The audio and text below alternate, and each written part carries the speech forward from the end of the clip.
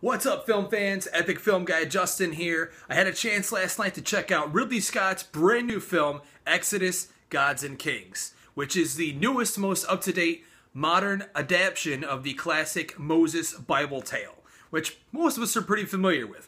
Made iconic previously by Charlton Heston as Moses in the classic film The Ten Commandments.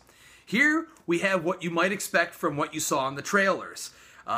Ridley Scott's take on the story is really over-the-top, blockbuster type, little bit empty inside. We all know that Ridley Scott is really good at making things look pretty. The film looks pretty good.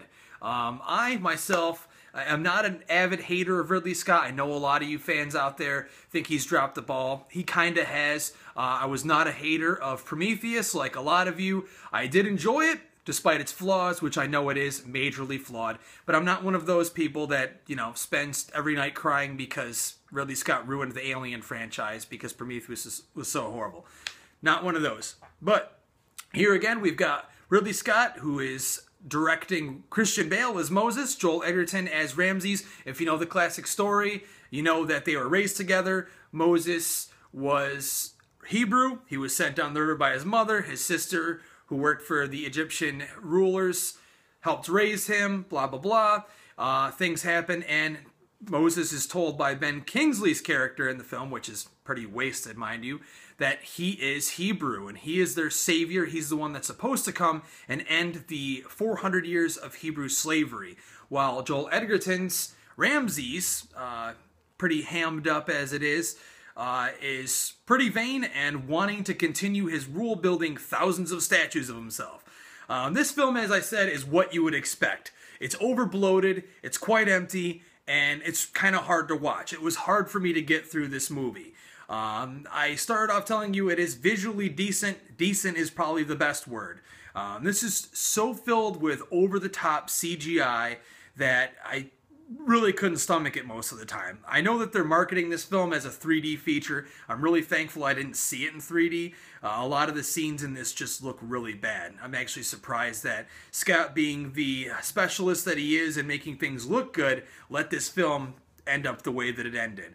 We've got, again, Christian Bale here as Moses, and I feel really bad because he is one of the best actors working today. He's one of my favorite actors, and he looks kind of bored here. He's doing his best with what he's given.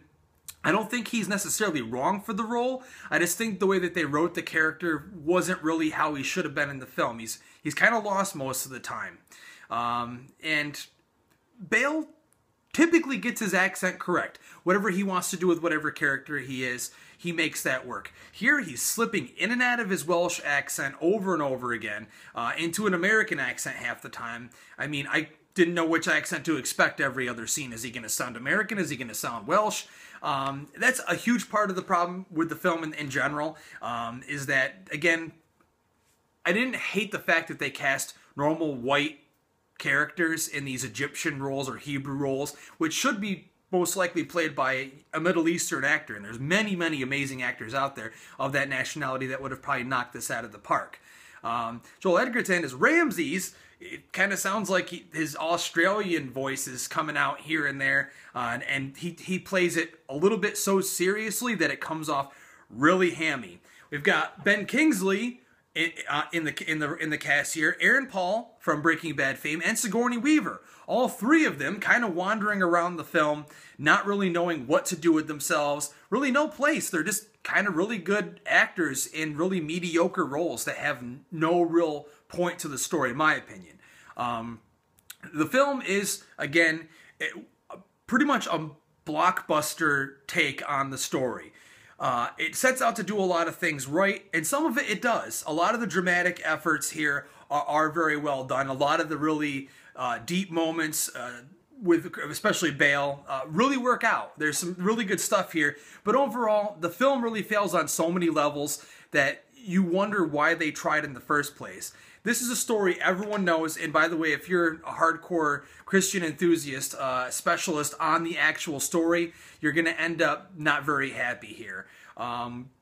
Here we have, whenever Moses is speaking to God, after he finds that he's going to be channeled by God to try to make this horrible thing that Ramses is having happen with the slaves and everything. He's going to be the one to help stop it. His vision of what God is this small British boy who at times comes off as being quite laughable. It was hard for me to stomach it.